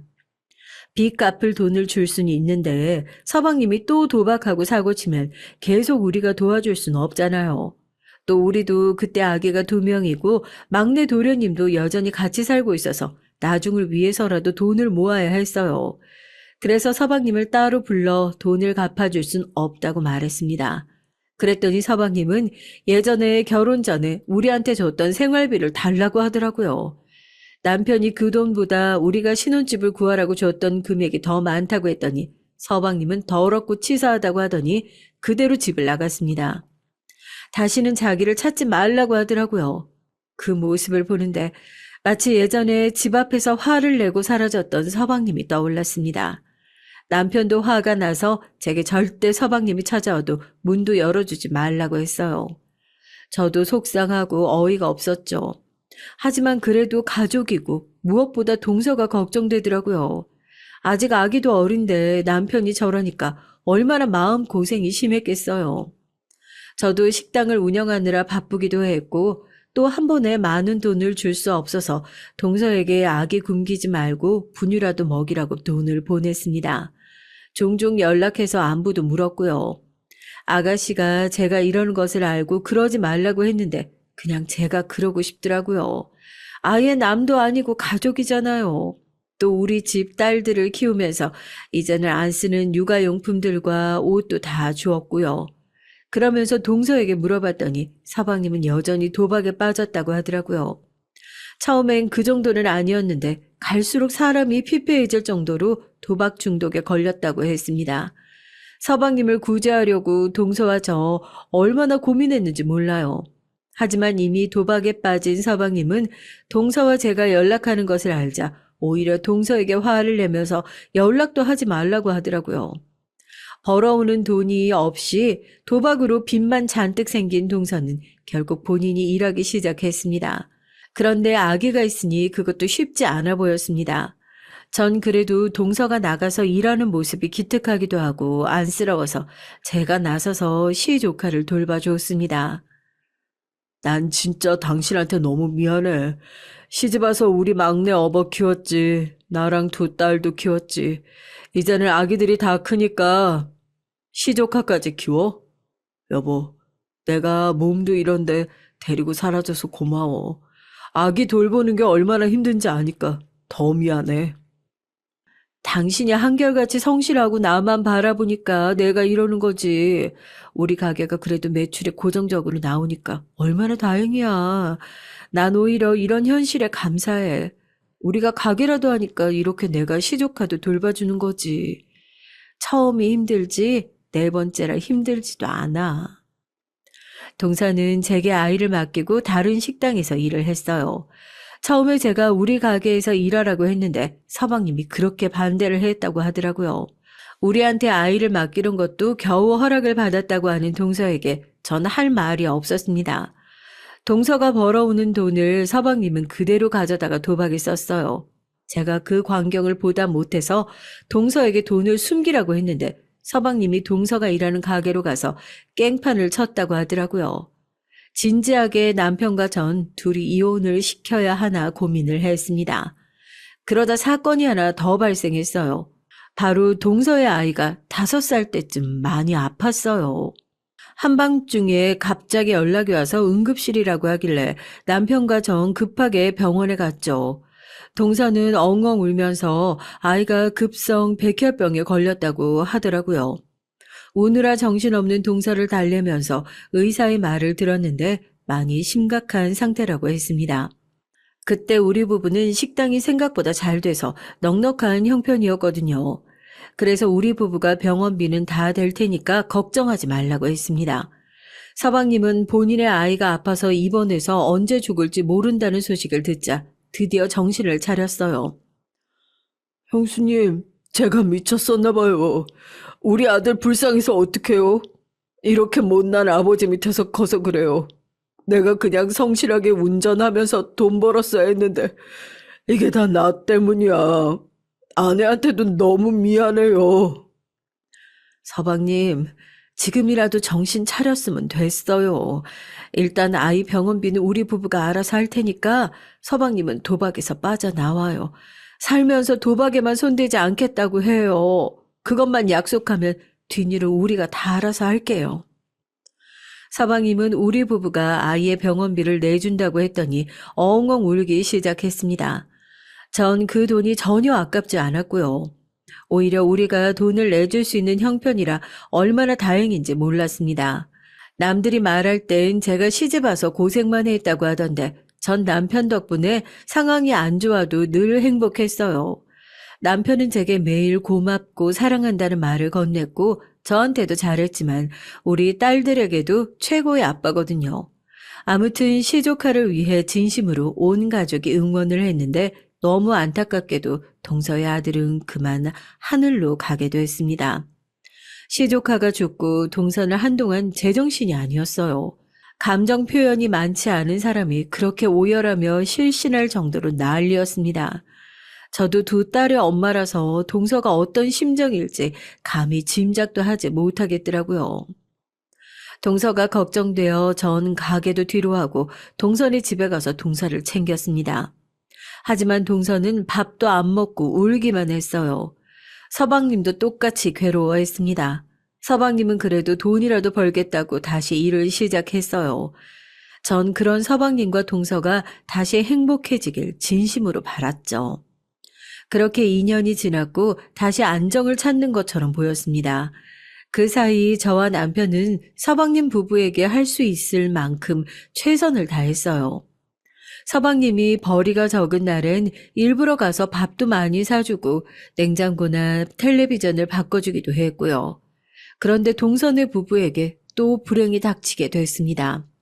아침에 식당 청소를 하고 영업 준비를 하고 있는데 갑자기 남편이 우당탕탕 소리를 내며 저를 찾아요. 무슨 일이냐고 물었더니 서방님이 교통사고를 당했다고 하더라고요. 급하게 병원에 갔더니 서방님은 칠중 추돌 사고가 났고 응급실로 실려온 상태였습니다. 소식을 듣고 온 동서는 옆에서 실신해서 쓰러졌고 전 심장이 세게 뛰기 시작했어요. 워낙 큰 사고라서 응급실에 온 사람이 매우 많았습니다. 너무 안타깝게도 서방님은 수술을 3번이나 했지만 살릴 수가 없었어요. 이미 응급실에 왔을 때부터 상황이 안 좋았다고 하더라고요. 그렇게 아들과 남편을 차례로 보낸 동선 한동안 제정신이 아니었습니다. 그런 동서가 너무 걱정돼서 전 동선의 집에 매일 찾아갔어요. 동서는 시조카가 세상을 떠났을 때처럼 밥도 안 먹고 잠도 안 자고 있었습니다. 그러다 동서는 어느 날 제게 괜찮으니 더 찾아오지 말라고 문을 열어주지 않더라고요. 그런 동서가 걱정이 되어 전 3천만 원을 동서의 계좌로 보내고 마음이 괜찮아지면 연락을 달라고 했어요. 그렇게 약 1년이 지나고 갑자기 우리 집에 누가 문을 두드려서 봤더니 동서였어요. 연락도 없이 찾아와서 너무 놀랐죠. 형님, 아주버님 오랜만이에요. 저 갈 데가 없는데 하룻밤만 재워주시면 안 될까요? 부탁드려요. 동서 웬일이야? 당연히 재워줄 수 있지. 밖에 날씨도 추운데 이게 무슨 일이야? 빨리 들어와. 따뜻한 물로 샤워하고 누워. 그동안 어떻게 살았어? 어? 아휴, 내가 연락하고 싶어도 동서가 불편할까봐 못했어. 동서는 챙겨주는 저를 빤히 바라봤습니다. 그러더니 씻으러 화장실에 들어갔어요. 한 가지 특이한 점이 있다면 동서는 매우 큰 가방을 들고 있었습니다. 그 가방을 화장실에 샤워하러 갈 때도 가져가더라고요. 그렇게 동서에게 맛있는 저녁도 먹이고 그동안 어떻게 지냈냐고 했더니 의외로 밝게 대답을 했어요. 다 괜찮아졌고 이제 가슴속에 서방님과 조카를 묻고 새로운 인생을 살겠다고 하더라고요. 그런 동서에게 저와 남편은 돈은 걱정하지 말고 하고 싶은 것을 하라고 했죠. 그렇게 하고 동서를 거실에 이불을 깔아주고 재웠습니다. 그러다 전 새벽에 무슨 소리가 들려서 잠에서 깼어요. 잠기가 유독 밝은 편이라 작은 소리에도 금방 깨거든요. 그런데 전 그날 너무 무서운 광경을 목격하게 됐습니다. 거실에서 무슨 이상한 소리가 자꾸 들려서 조심스럽게 문을 열었어요. 분명히 거실엔 동서만 있었거든요. 그런데 동서가 잠을 자면서 뭐라 말하는 게 들리더라고요. 자세히 들으려고 다가갔더니 동서가 뭐라고 했는지 아세요? 전 그만 동서의 말을 듣고 너무 무서워서 안방으로 달려가 남편을 깨웠습니다. 나는 이렇게 불행한데 너희는 왜 행복해? 너희도 죽고 나도 죽고 다 같이 죽는 거야. 다 죽어.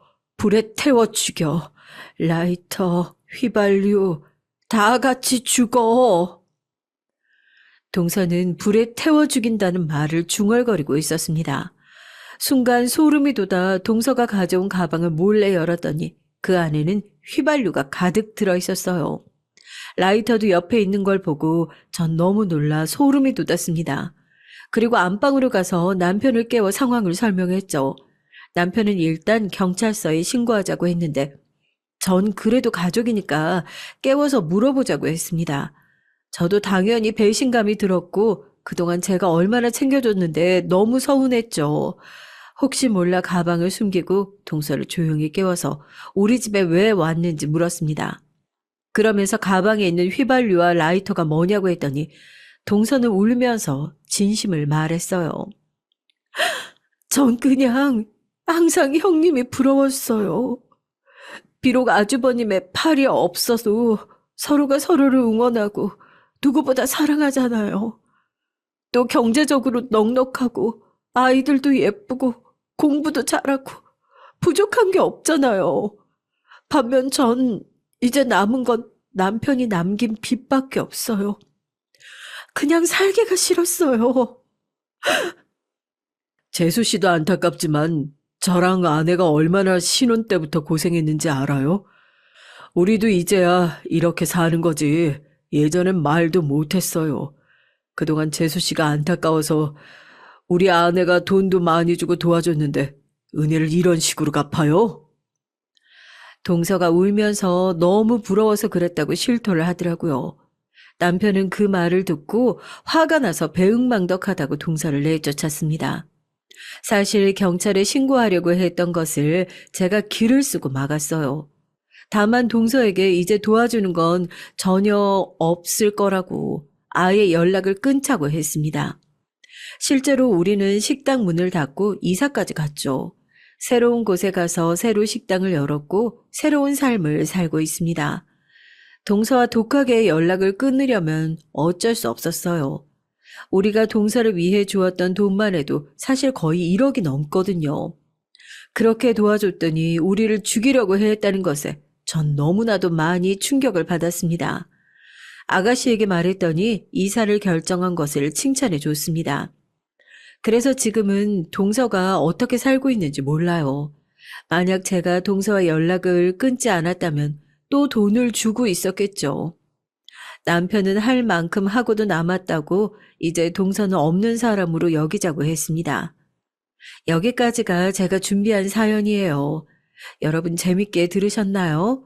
여러분이 재밌게 들으셨다면 그걸로 다행입니다. 들어주셔서 감사합니다.